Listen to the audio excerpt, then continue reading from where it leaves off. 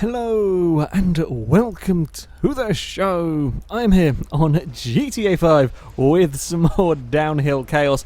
My vehicle today's are the Lowriders. Now, thanks to a mod, I am able to get these cars in a single player on PC. It does glitch out a little bit when saving the cars. The interior colour doesn't save properly, so that's why we've got weird blue interior. But the cars still bounce around and you can still make them suitably crazy. My first vehicle that I'm going to use is actually perhaps my favourite car of the Lowriders, the Primo.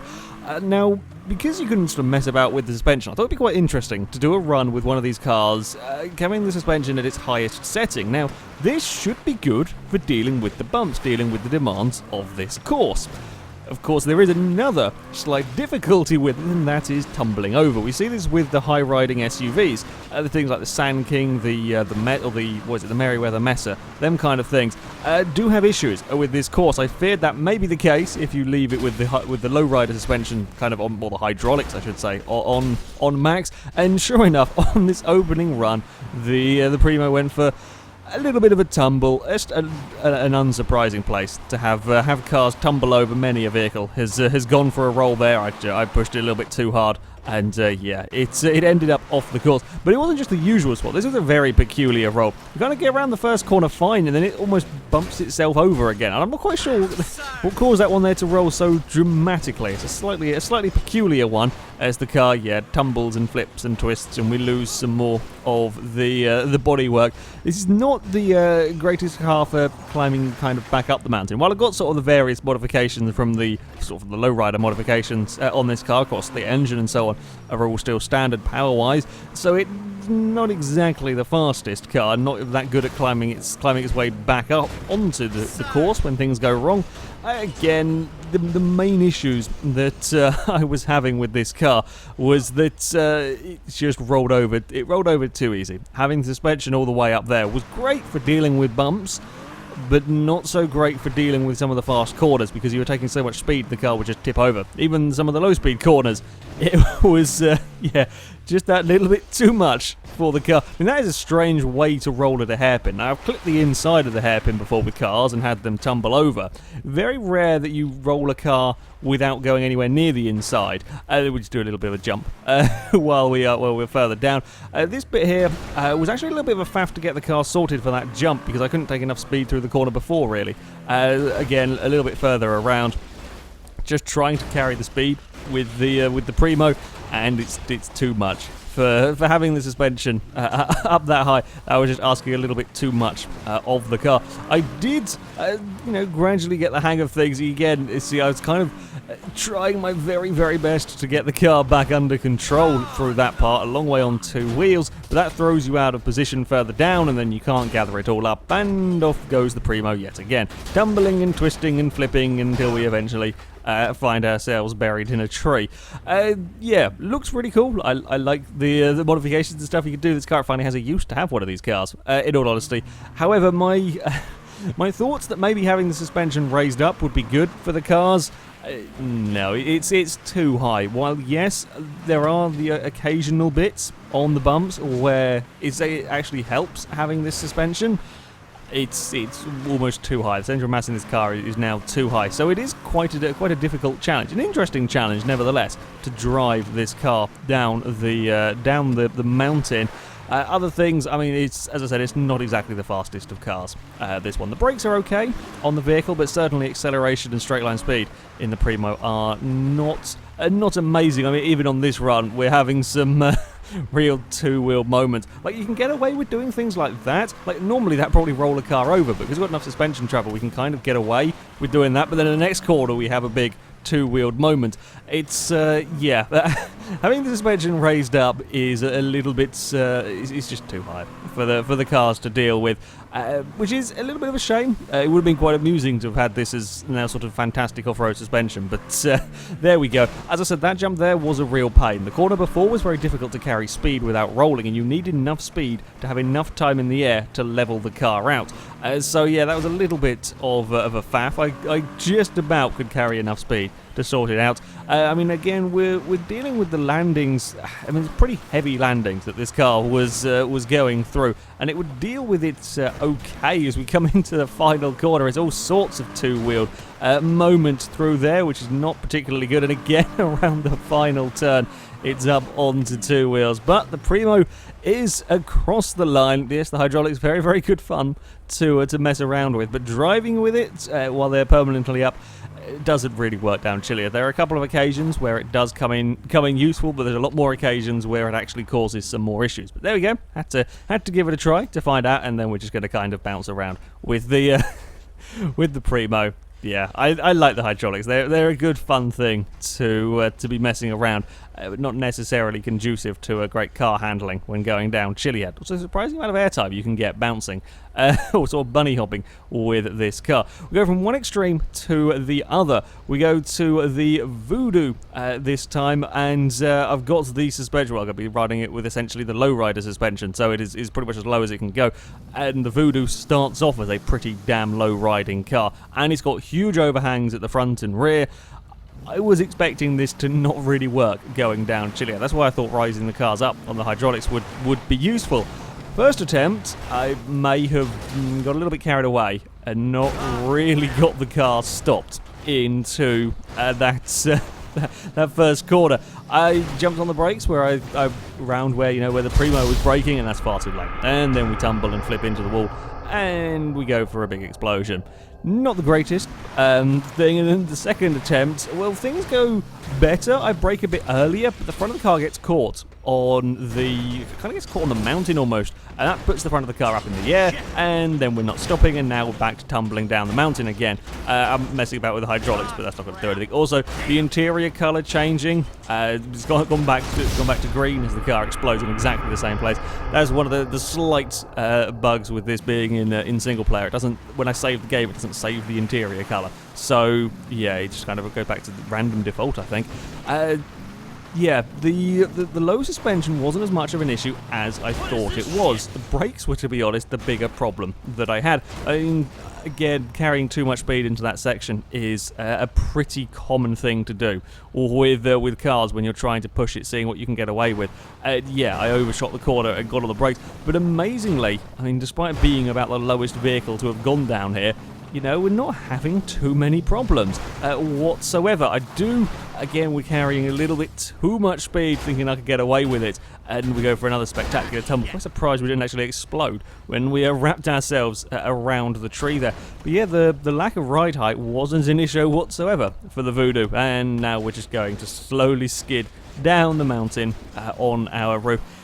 In all honesty, didn't take a huge amount of time to get a clean run out of this car. Got to be aware of the brakes. It doesn't really get slowed down particularly well. I mean, when it does roll over, it tends to be quite spectacular because the car is so large and wide and long. The flips do tend to look very impressive with this vehicle. But I mean, the handling was remarkably good from this car, despite, as I say, it is a pretty damn huge vehicle, this, and the fact that it's pretty much scraping the floor the entire time.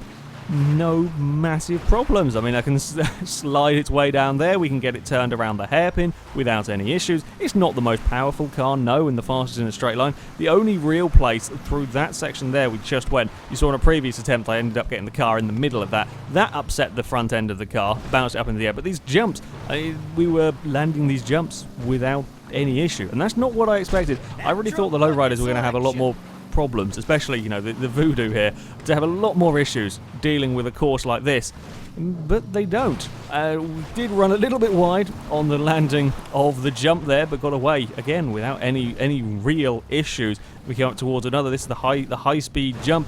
Plenty of time to level the car out and plenty of control despite being pretty much on the floor, and then down the little side road, being aware of the bushes, although they didn't really seem to affect the Voodoo too much. This is where we did have the one noticeable problem, the bumps down here. There's one there that the Voodoo doesn't like, and it really does upset the car as we get an oversteer around the final turn and across the line for the Voodoo. I tried to fire the hydraulics up as I went across the jump. Yeah, there's one little bump that got the overhang at the front caught. The rest of it, though, it dealt far better than I ever expected. Although did come across one small issue. Now normally I'll go and park the cars up at the end of the run. Turns out the Voodoo doesn't really have very much power. Can't really get it going. I was messing about with the hydraulics, seeing if I could find a way of getting it to find some form of traction. Probably bouncing wasn't helping. It did not want to climb this hill. That tells you just how little power there is in this car. Well, certainly not from it. I'm sure I could have reversed and got a run up. I do eventually get it up the hill, but yeah, it was really struggling. I was having to use the handbrake and then boot it, and we got it shunted up, but yeah, not a huge amount of power in that one. Our final vehicle is the Moonbeam, a new van that you can do all sorts of silly stuff with. I do quite like this vehicle. I gotta say, you can do all sorts of interesting modifications. You can get it to bounce around with the front hydraulics. Hydraulics are much fun to play around with. Again, I went for white and red with this vehicle because I think whichever colour you kind of spawn the vehicle in, it's kind of the colour the interior is going to stay as. So yeah, it's a tiny little bit glitchy, but there you go. Let's face it, the mod's probably just come out for these lowriders to get them into single player. So I'm very glad to the people that have done these to get them working. We've also got a wall of speakers in the back, because why on earth not put a wall of speakers in the back?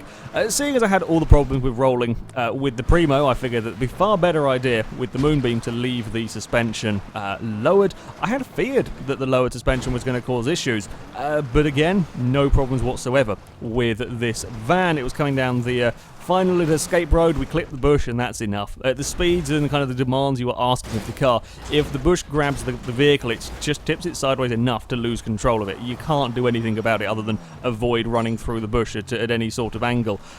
Yeah, it's a bit of a pain in the arse, but there you go. That is what can happen. I was really surprised by this vehicle. It drove really, really nicely down this course. Got a little bit too much oversteer on the way through the corners. I think I actually caught the rear bumper on the rocks. That's finally what saw the vehicle do a spin. We're going to have another bounce for good measure, and pushing it a little too much under braking. Don't quite get it stopped enough, and with the length of the vehicle, we clipped the rear bumper again on some rocks that put the car around. I raise it up to get it recovered, and then get myself in all sorts of trouble as the front starts going over the edge, and I'm sticking in reverse, and we've pretty much got the vehicle wedged. Yeah, that wasn't really ideal, but yeah, really didn't take very long at all to get a clean run out of this vehicle. Very nearly made it down there the first attempt if it hadn't been for the bloody bushes. This was a really good car, a really, really good van to drive down this course. Another concern I had is being a much higher vehicle, have a higher centre of mass. I thought this might roll over even with the lowered suspension effectively. I thought this may have issues with rolling over, but it didn't. It was very, very planted on the road, very, very easy to drive. It felt pretty quick. Acceleration front, okay, you know, we're not talking quite supercar levels of acceleration, but it felt pretty decent, and it handles really well. It's really nice to drive down this course. I wasn't particularly expecting that. I mean, we're getting up to almost 70 miles an hour coming through this section. It's a really bloody good vehicle, and again, we didn't have any problems despite having, there's a pretty sizable overhang at the back of this car, and considering just how low it is to the ground, I was expecting a lot more problems with its bouncing off, rocks and so on. Yeah, sure, if you push it too much through a corner, you could clip the rear on something, but we didn't have huge issues with the cars bottoming out and grounding out along the course, which was very, very surprising to me, at least. I was thinking we were going to have a lot of them. Them sort of issues. Fire it down the escape road. That time I attacked the bush much more squarely. You can get away with it if you do that. It's when you kind of clip it with the front corner, that's when you have issues, and it deals with the bumps down this final section far better than the Voodoo did around the final corner. There's some mountain bikers taking a selfie. An interesting selfie they would have got there with a lowrider van come flying through the back of shot. But yeah, I really, really like this van. I thought it was a fantastic vehicle to drive. The handling is more akin to a sports car, in all honesty, than to a van. Doesn't quite have the power, perhaps, but a lot of fun to race around off-road, and remarkably easy to drive. Pretty damn good brakes, plenty of grip to chuck it around through the corners, and the suspension dealt with everything that was asked of it, which was very surprising. I think I may have scared the crap out of the mountain bikers over there. And of course the hydraulics. Well, the hydraulics are always fun to to mess around with and get the van bouncing around. Yeah, I would highly recommend this vehicle. I wasn't expecting it to be nowhere near as much fun as it actually was. You can get pretty big bounces going on in the in the van, but there we go. Anyway, it is on to the times, and perhaps it is a little bit of a surprise at the top. The Moonbeam says a 131.0. That's up there with normal cars. It's less than a second off the Volvo S60. It's less than a second off the Sterling. That is really pretty damn impressive from the Moonbeam. Quicker than the Challenger, the Hakumi, the M6, the UAZ.